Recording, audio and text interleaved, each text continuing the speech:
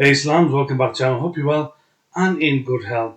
Okay, so right now we're on halalincome.co.uk. We're taking a look at a topic called Forex. So those who are investors who are into halal investing, halal business, entrepreneurship, into making money online, making investments online, trading online, this might be useful for you. And those just seeking general knowledge, it might also give you something to think about. You can find the link for this article in the description below, just in case you want to watch the video that's featured here by the Sheikh around Forex, and then it's up to you to make your own mind up. Okay, people, so is Forex trading halal? Let's take a look.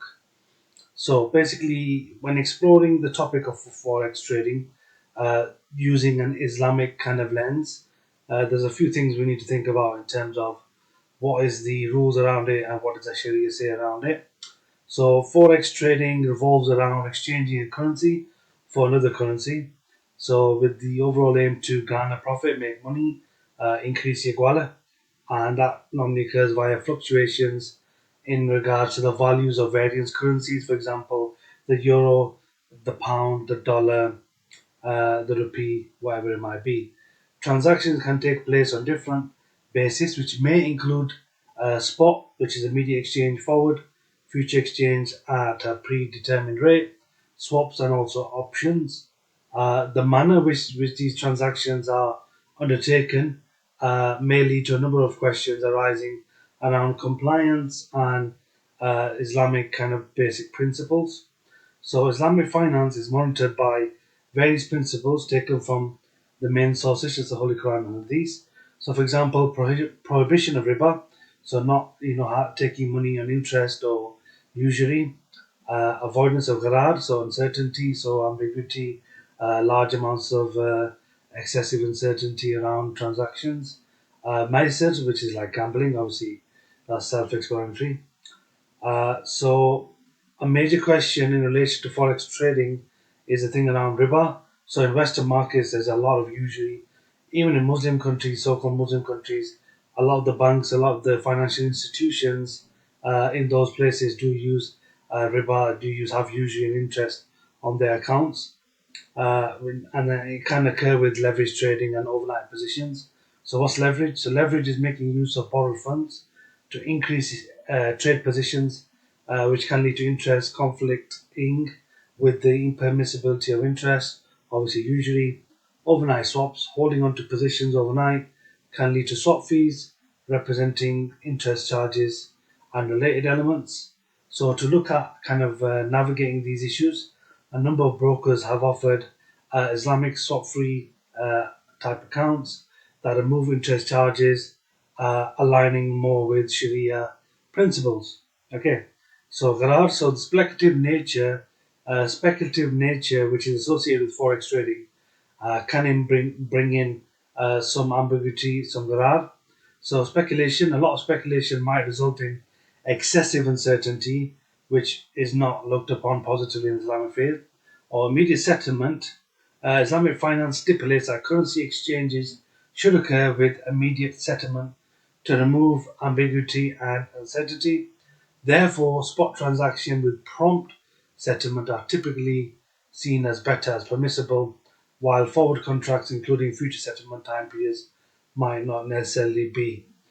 Okay, so looking at some scholarly issues there, Islamic theologians have different opinions around this forex trading in today's contemporary society of investing online and financial industry.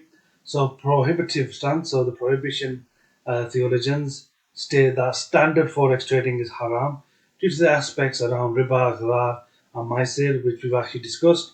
And the Fiqh Council has issued statements declaring margin trading and forex system as haram. So conditional permissibility. So let's see what the conditions are. Other scholars, in contrast, have said forex trading can potentially be halal if it adheres to distinct conditions, like using swap-free accounts, making sure immediate settlement, and avoiding excessive ambiguity and speculation. Now, Islamic forex accounts, what are these? So to provide more accessibility and to try and provide a service for Muslim traders in the financial industry, some brokers have started to provide Islamic forex accounts designed to aligned with Sharia law. So swap free. So these accounts do not incur or do not have interest charges on overnight positions, removing the usury riba element. And then you've got immediate settlement, which is more favored. So transactions are more structured to ensure prompt settlement, reducing harar, and moreover, it's crucial, therefore, to ascertain that these accounts generally align with Islamic faith. So doing your own research, checking it out, doing your due diligence. Faith tenants, some may have hidden fees, other elements around that, which might be in conflict with the Islamic faith. So you need to do your own due diligence to find that out. Permissibility of Forex in the Islamic faith is a nuanced issue. So, this trading element, there are lots of different issues which we've tried to briefly cover. So these revolve around, aligning with the Islamic financial aspects to make sure that there is permissibility. While certain forms of Forex trading can be considered straight up haram because of aspects related to usury, garar, and mese, being involved in spot trading with immediate settlement and using swap-free accounts can potentially render it more permissible according to some scholarly opinions and therefore halal. Muslim traders are advised to liaise with knowledgeable Islamic scholars in the local communities who offer financial based advice and consultancy aligned with the faith. So you can find individuals within your own locality. So there you have the pros and cons and the for and against arguments when it comes to forex trading, whether it's halal or haram in terms of the wider trading elements and what's involved. So due diligence, do your own due diligence. It's not financial advice. Always double check and research for yourself. Okay, people, please do like, share, subscribe. Check out the links in the description. You can join the channel by clicking the join button.